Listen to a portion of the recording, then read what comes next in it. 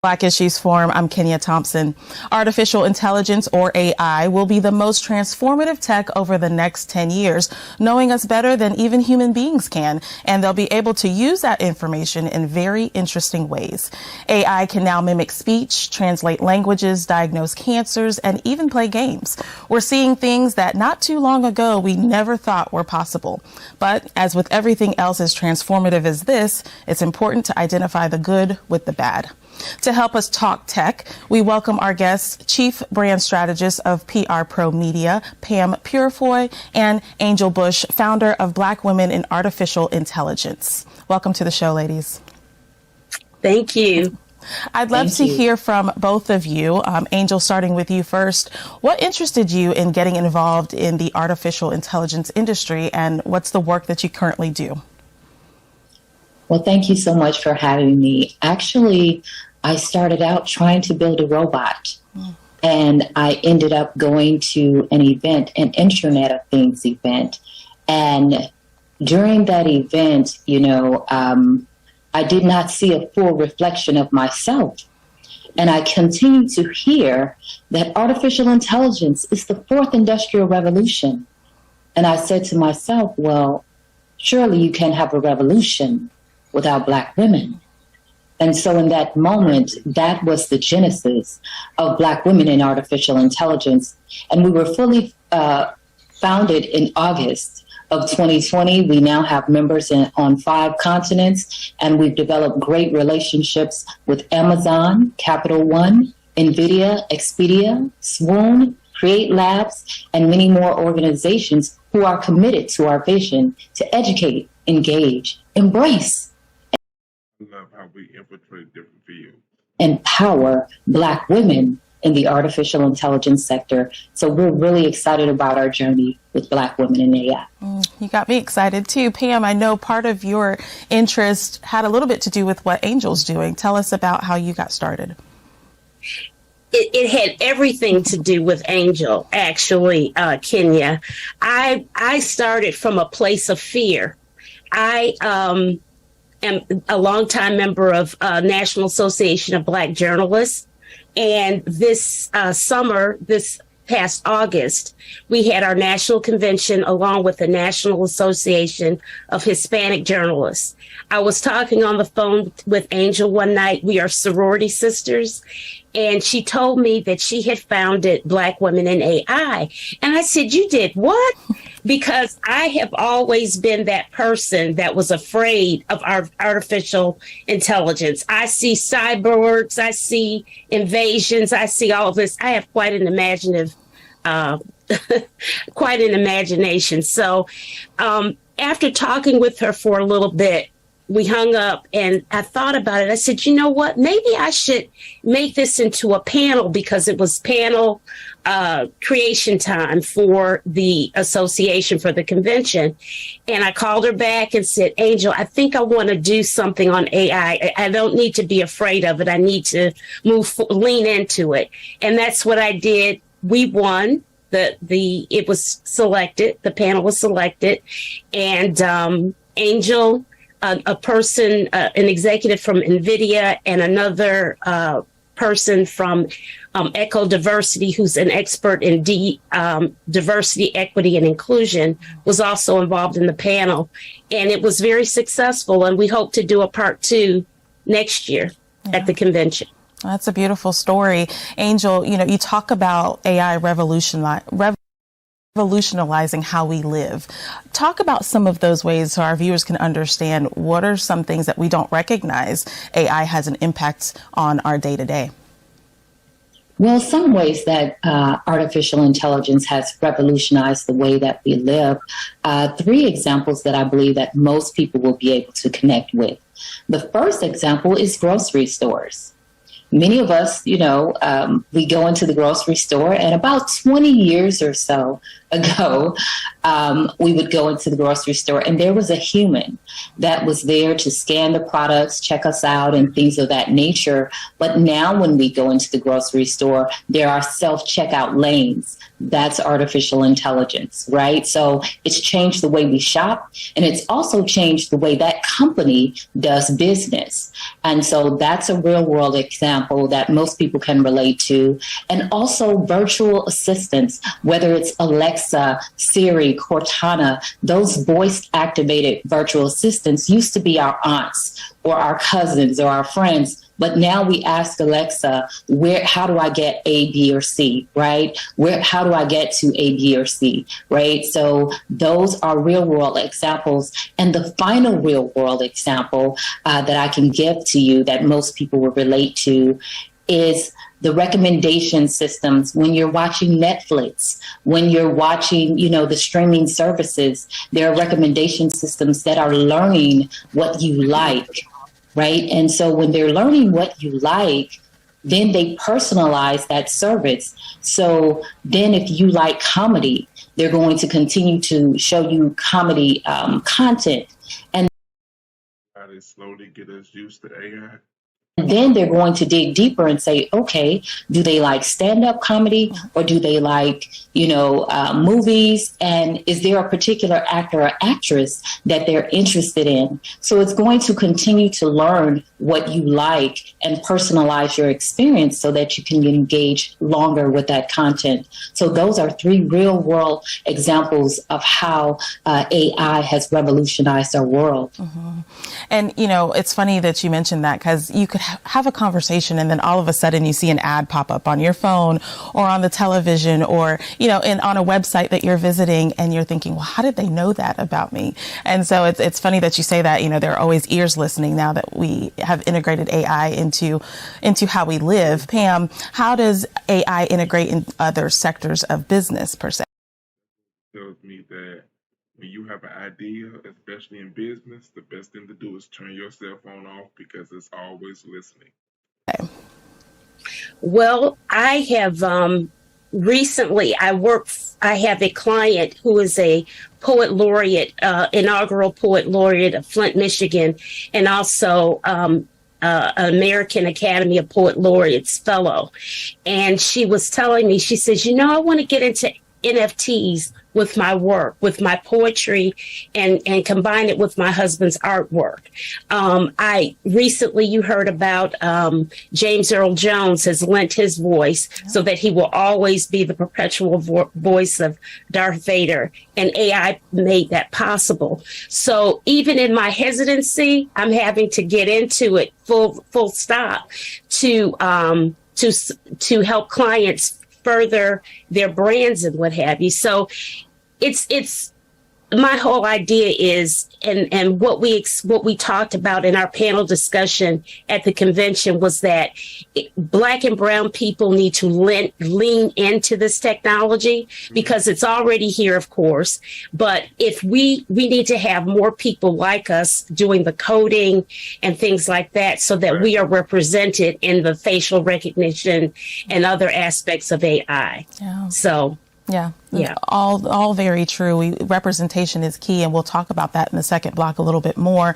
But you mentioned something earlier, talked about cyborgs. So let's talk a little bit about robots. When I was a kid, they seemed like a very unrealistic metal piece of equipment that we controlled. And today it feels like we're surrounded by hidden robots that we don't even consider real bots. Angel, I'd love to hear your perspective on the level of dependency that we have on them. You talked a little bit earlier about going to the grocery store and, having those automated checkout lines. What is that doing to our dependency on AI? I think in the near future, we will have more of a dependence on robots because a lot of the major corporations are trying to determine what to do where it won't become pervasive. So they are trying to determine what is the next level in terms of robots, in terms of our safety, going into places that humans cannot go, or it would be extremely dangerous for us to go into. So they're really leaning into those types of robotics where it will change the job, but it'll it'll only change a few people, in what they do. So it's going to be more, I think, more in terms of safety. And that's how the robotics industry, I think they're going into that direction. Pam, some argue that robots are kind of taking over our jobs. Angel, I know you've kind of alluded to it's not necessarily going to destroy that. But what do you say to folks that say, computers are taking away our business and we can't do the same roles that we've been doing before? You know what, Kenya, that is a big concern of mine. I think that was part of my hesitancy or fear of AI. What I hope happens, and I don't know if it will happen, but what my deepest desire is to see that it works in conjunction with people, that it is a helper for workers and not a total destroyer of jobs or employment. Because, in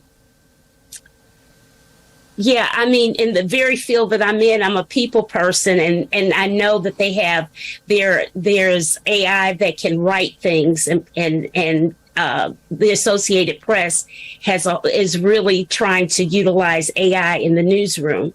And so I don't think that robots can take over what people actually do, but we need to have deeper conversations about that and how the future looks. Because I don't want cyborgs and people taking over the world or anything like that. Yeah, it's like that movie I, Robot that Will Smith was in, right? They just took over. That's what I don't want to see. I vehemently don't want to see. Yeah. Yes. Neither do I. So we know that Black professionals are virtually invisible in tech, and even more so in the area of artificial intelligence. Everyone knows it and we see it, and it's a booming industry. And sadly, we as Black women in particular have the least presence. Angel, you alluded to it a little bit earlier. Both of you have, honestly. But, we keep saying we're in a revolutionary turn with the presence of AI. Angel, what's the impact of this on our Black women in particular? I love that question. The biggest impact, in particular with Black women, will be seen in the job market. Whether you work in the media, whether you work at a hospital, whether you work at an HR, in a tech job or a non-tech field, it's going to impact us the most in terms of the job market. And what we have to do right now, today, is start to plan our pivot. And what does that look like?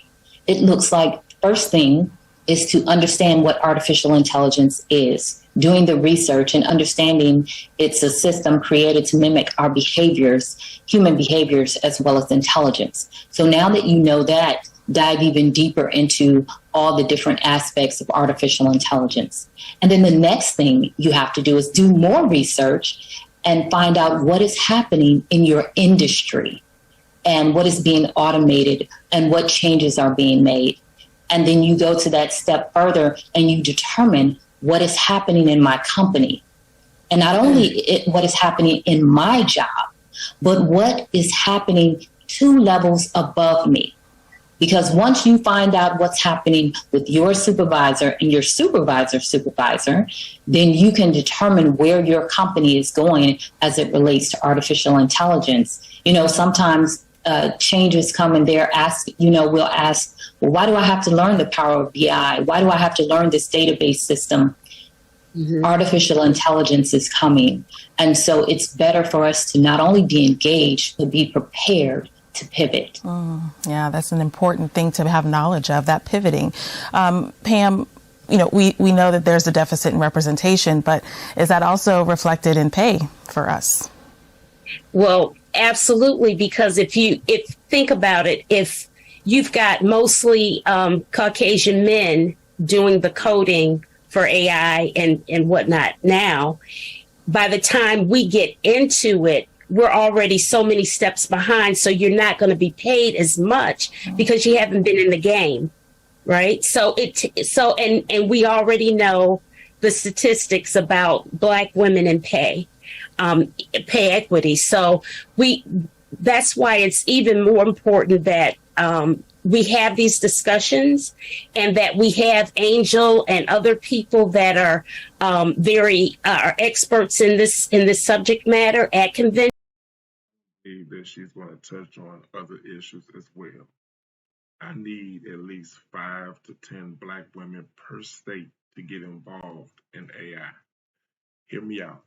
This is the reason why. Hear me out, please. That'll be an extra 250 to 500 Black women involved in this.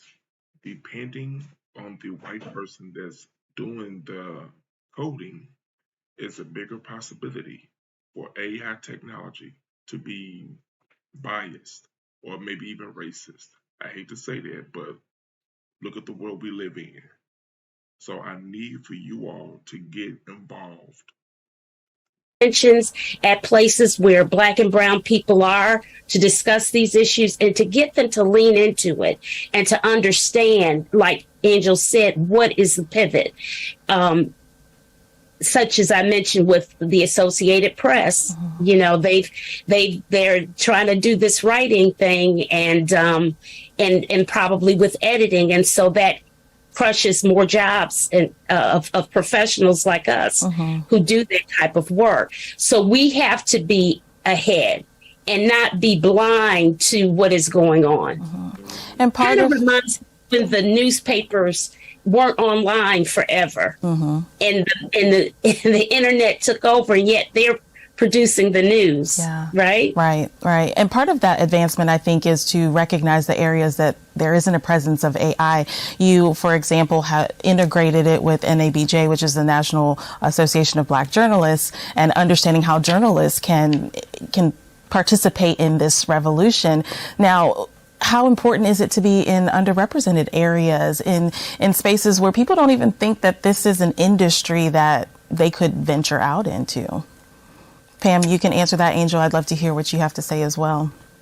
I was, I am affiliated with a local government agency, and I told them of the panel that I had done in Vegas in August, and I was saying, you know what, you really need to be looking at AI, because there's so many processes that you do within government that probably could be really enhanced or done better with the aid of people and the artificial intelligence. And so far it's been like, what, you know, but knowing what I know now after my research and leaning into it, I know that that's something that we all need to be thinking about and ever present about it. And hopefully I'll be able to give a discussion on that subject matter of what it is, and maybe bring Angel in to talk further about it, and just so that people can get comfortable with the idea, because that's the biggest thing, is that I think that when you don't know something or you don't know about it, you're just not comfortable and you don't discuss it. Yeah, you hit the nail on the head right there. Angel, anything to add?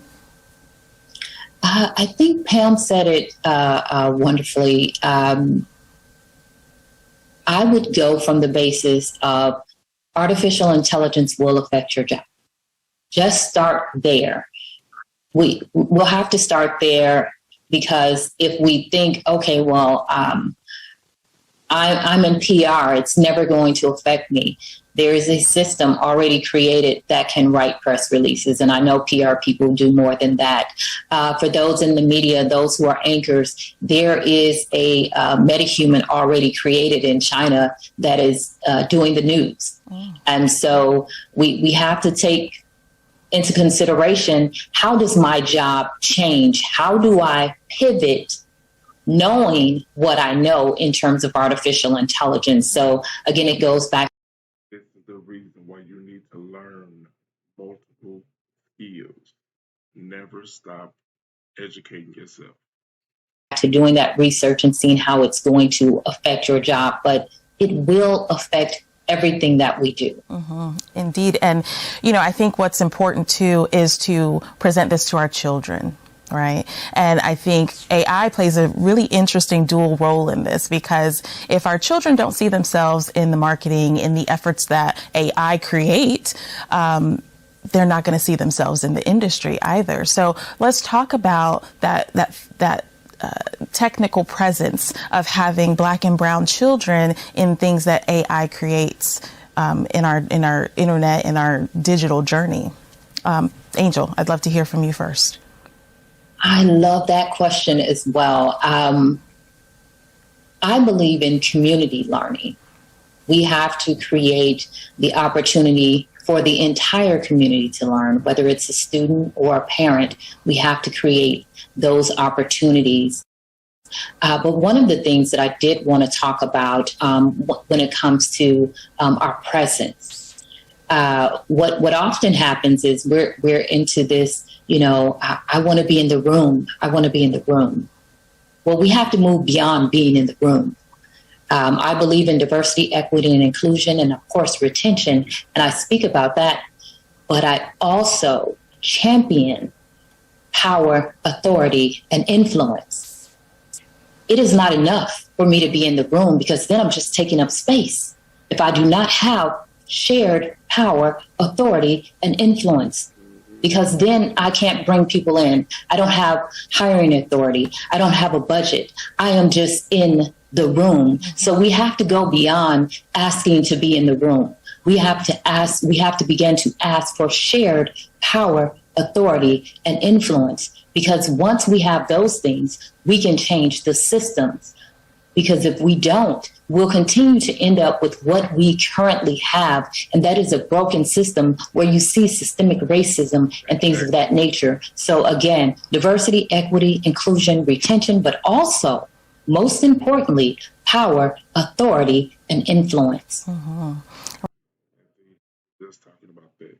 So considering the fact that they won't end something that they started, which is hate and racism, then therefore we need to end it for them. And I say the best way to end that is to infiltrate ourselves in every single field, including AI. Retention is key, right? Pam, did you have something you wanted to add to that?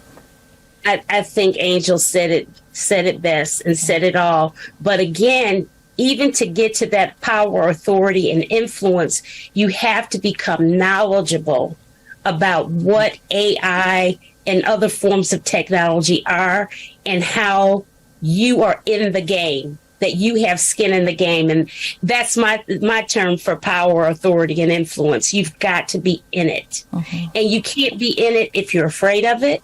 You can't be in it if you don't research it for yourself.